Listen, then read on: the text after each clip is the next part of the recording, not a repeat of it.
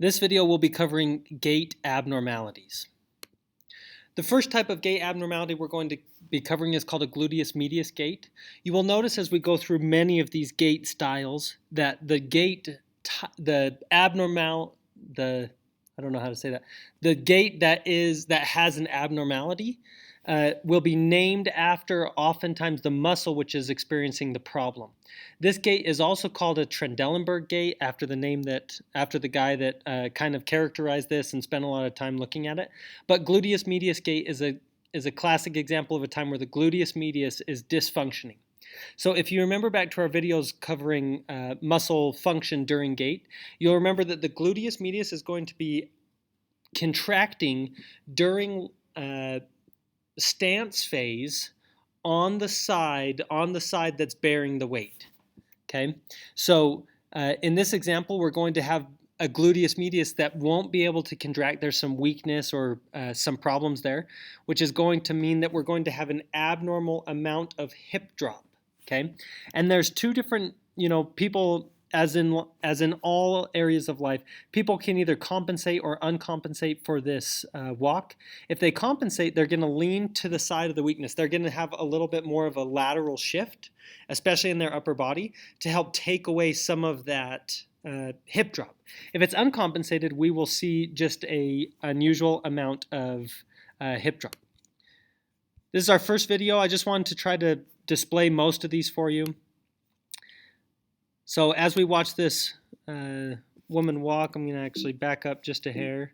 As we watch this woman walk, you're going to see that there's a good amount of hip drop here when she bears weight on this right side, which means that she is experiencing gluteus medius weakness on this right side. You'll notice that sometimes she compensates for it by leaning over. Let's see if we can catch her a couple times.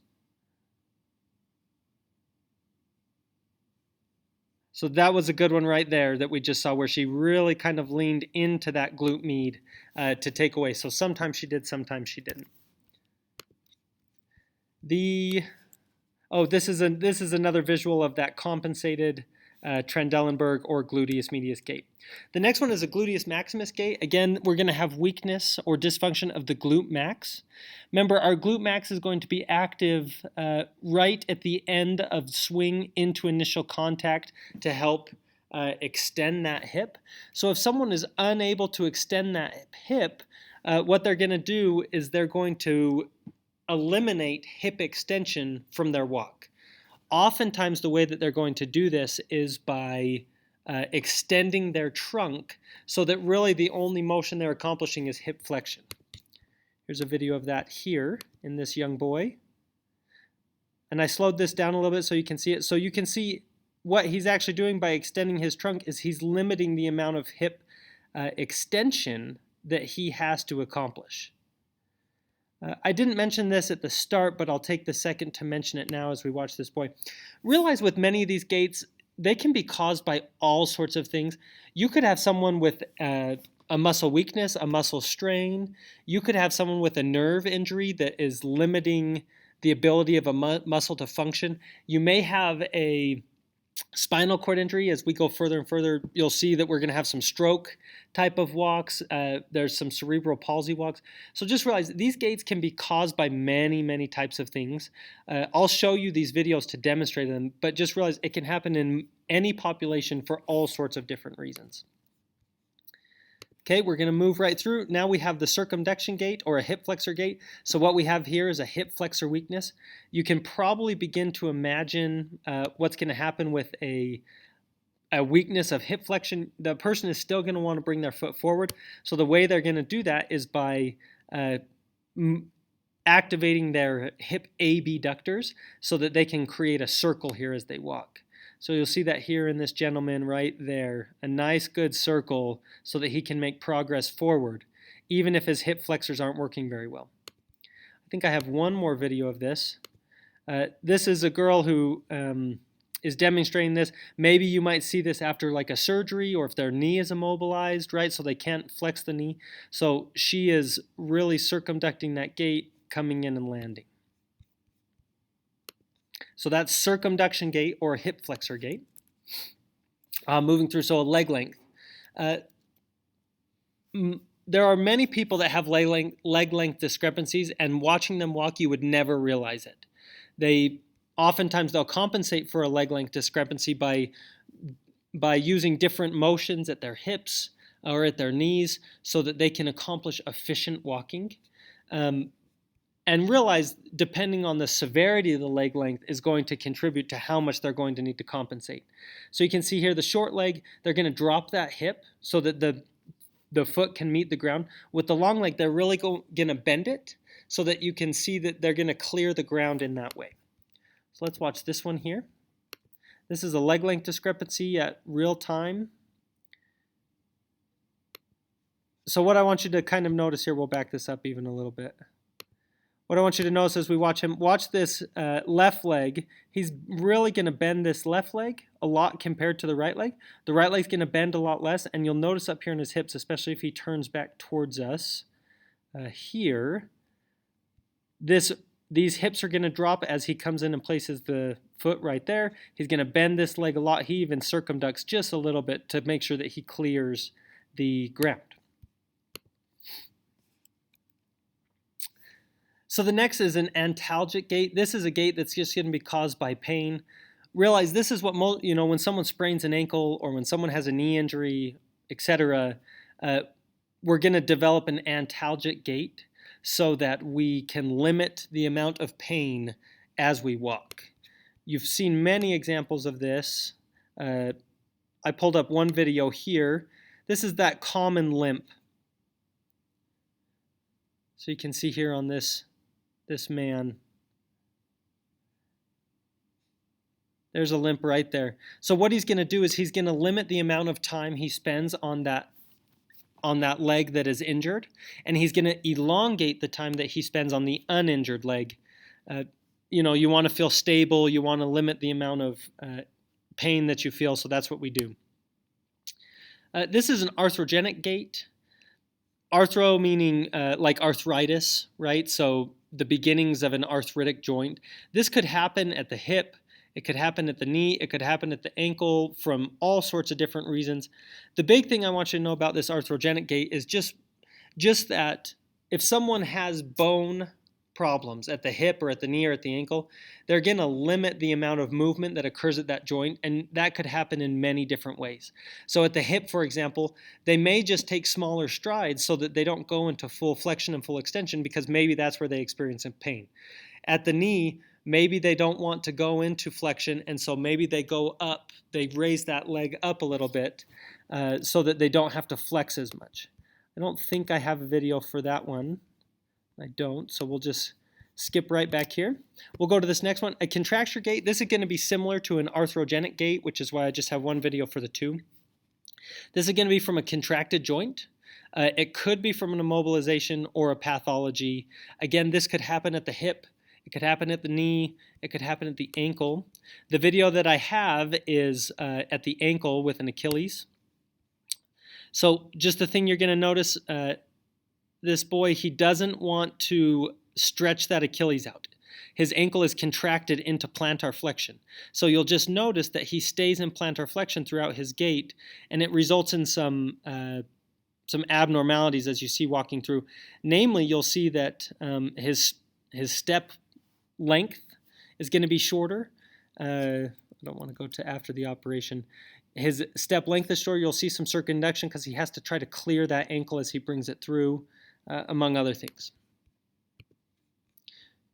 Cruising right on through. Quadriceps gait. So this is again a weakness or a problem at the quadriceps. Remember, our quadriceps is going to be really active just after the loading response. It's going to help to bear the weight eccentrically and so that we can absorb some of the shock as we walk.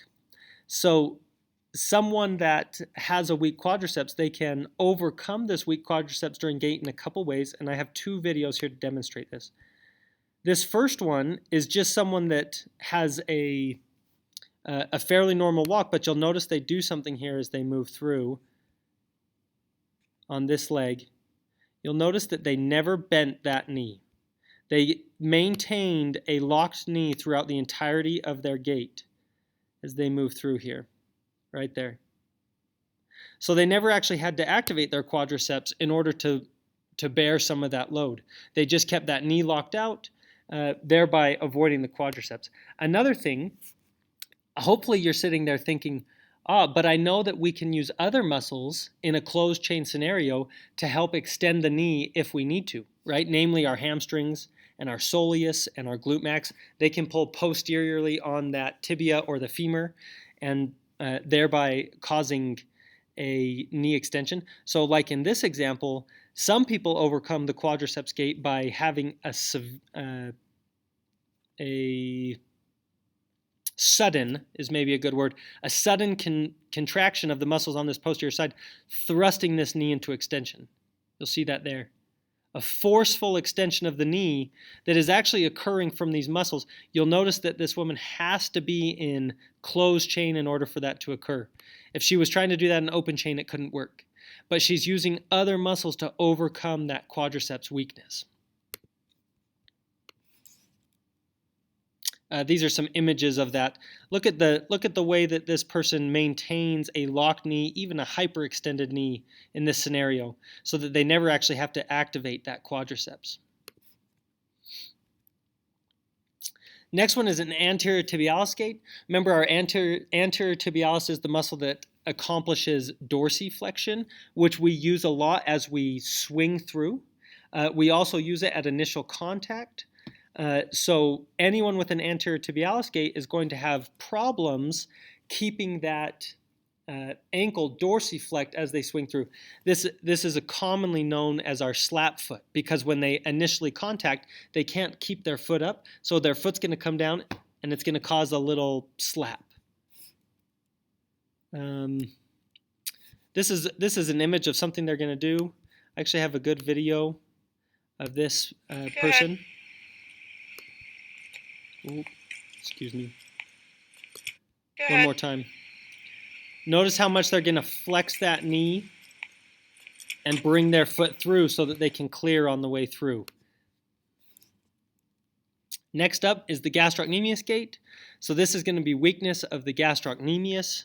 Remember, the gastroc is especially active during the mid stance and the terminal stance of walking.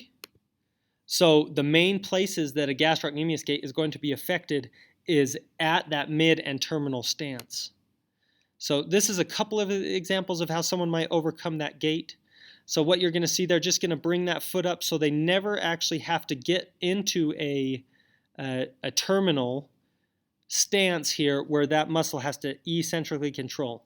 So they just maintain balance by creating shorter steps, keeping the body over the leg, and so they can avoid using those posterior tibial muscles.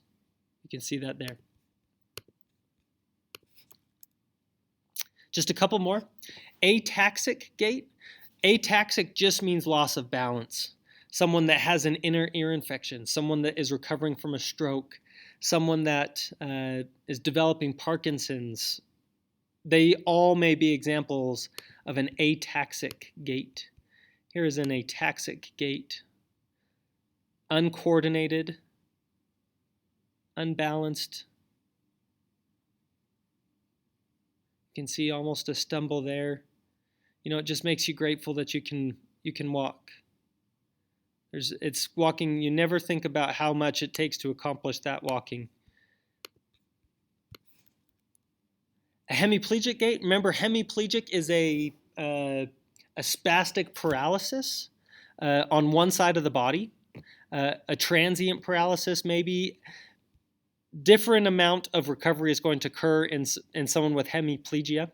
You're going to notice that they are going to do a lot of that circumduction gait. They may internally rotate to help with some stability, or to use other muscles to help them accomplish their walking. Here's some hemiplegic gait. Remember, it's mostly going to be on one side of the body, which is why it's called a hemi. So you'll notice this left leg looks fairly normal. We have a nice circumduction gait.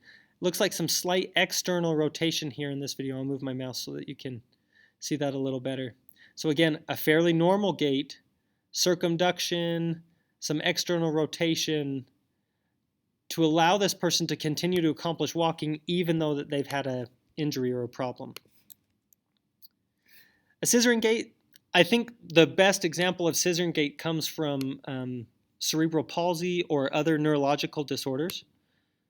So here's a scissoring gait. The big characteristic of a scissoring gait, let me back up again. The biggest characteristic of a scissoring gait is that their hip adductors, adductors, are going to be very tight, spastically tight.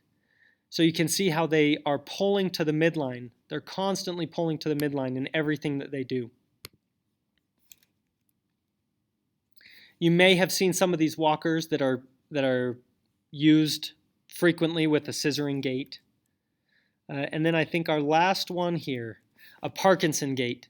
This is associated with that like ataxic gait. So the biggest thing about a Parkinson gait is they just don't feel stable. And so they're going to do things that help them feel stable, like keep their arms out. They're going to take small steps. They're not going to have a lot of muscle contraction. It's going to be a very slow, controlled movement. Our last video here. This is this Parkinson gait that's not very mild, or it's not very severe. This is more of a mild. You can see the use of these arms. They're looking down to see where they walk. You would see even this step length is actually pretty good for someone with Parkinson's. Someone that is more severe, they're going to really shorten up those steps, and they're going to have more of a shuffling gait. You may even see like a walker if you go and visit your grandparents in a care home or a rest home. You've probably seen that good examples of that Parkinson's gait. And that should wrap up our last abnormal gait that we're going to cover for this class.